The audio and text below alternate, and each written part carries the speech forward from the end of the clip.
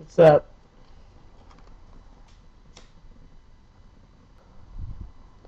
Let's talk. Let's talk about boundaries. Physical boundaries, mental boundaries, emotional boundaries. All of the above. Then we can start with the most basic of them, which would be physical boundaries. Physical space. Having or being allowed to have one's own space. People are always like, give me 4 feet, give me 4 feet. I need more than 4 feet. But I've never lived with um, any of my partners. I've told people that I've been in relationships with that, if we ever decide to live together, I've got to have my own room. It's nothing personal. It's not that I don't want to be around you. And it's not that we can't, share the same bed, but I need my own space. I need my own room. Ideally, if I, did wind up living with a partner and, we end up taking it there to that level, um, it would be nice to still have my own spot. If we lived somewhere off in the suburbs, it would be nice to still have my nice loft downtown, just to have an escape.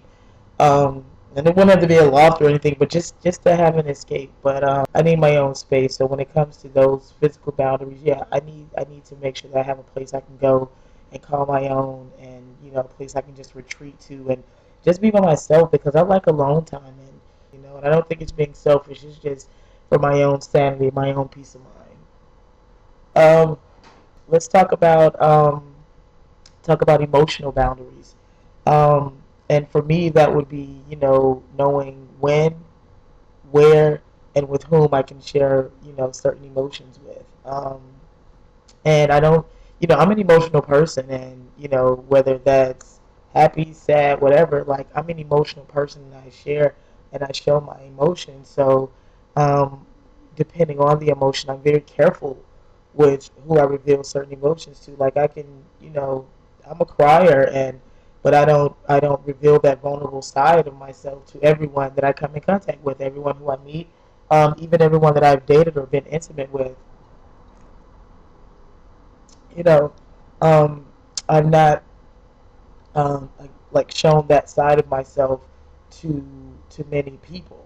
I pick and choose um, who I share that with because I mean, like I said, when you are emotionally broken down and you're crying and you're sad and you're whatever, you can't always share that because you can't be sure that you're going to get the support that you need. I mean, the last thing you'll need at times is for someone to basically, in so many words, to tell you to get over it. So when it comes to emotional boundaries, you really have to understand who you can share that vulnerable side with you.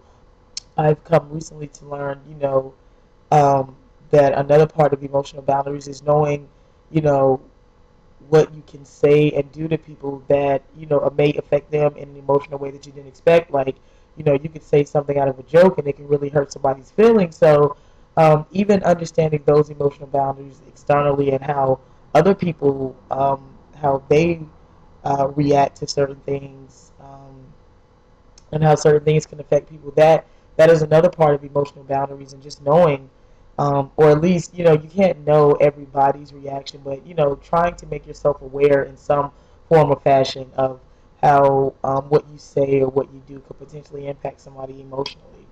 Um, I think that can kind of go for both mental boundaries as well. So that's just kind of like the preliminary shit. Now we can get into my weird shit. My weird shit about boundaries. Um, I don't like if I buy something new, I want to be the first to use it. If it's mine, like I want to be the first to use it. I don't mind sharing, but if it is something new, I want to be the first one to use it. I want to be the first one to christen it. That's a boundary for me. Don't crack open anything that's brand new that belongs to me. Food is one thing, but like some brand new toy or brand new movie or CD or electronic or whatever it is that's brand new, let me be the first to open it, and then the world can use it, But that's one part of my weird boundaries. Being asked certain questions like, "Oh, who are you just talking to on the phone?" That's kind of a kind of a weird breach of boundary to me to a certain extent. It's like, and it's not that I have anything to hide, but it's like, oh, who were you just talking to?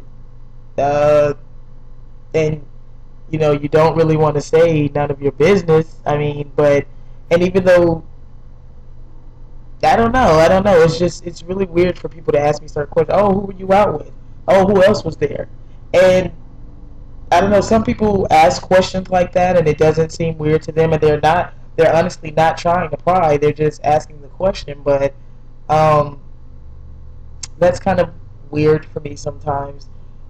Sharing certain things. Again, I don't mind sharing, but I like established boundaries. So, like, if some, like, for example, okay, here's the weird thing about me. I don't like people to ask me to save them some. It's pressure to be asked to save someone something, like save me some of your soda, save me some of your candy, save me any. It's pressure.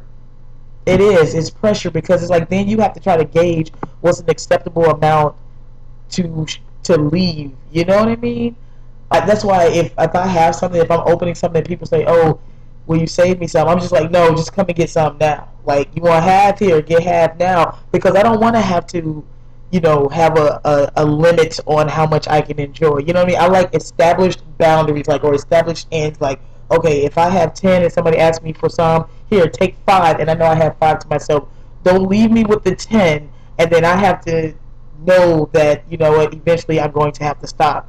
And not that I'm a glutton or anything like that. It's just that I just like established ends, established boundaries. Like these 5 are mine and these 5 are yours. Like I don't want to have to, while in the act of whatever. So it's kind of weird. That's kind of a weird thing. But that's what I was thinking about.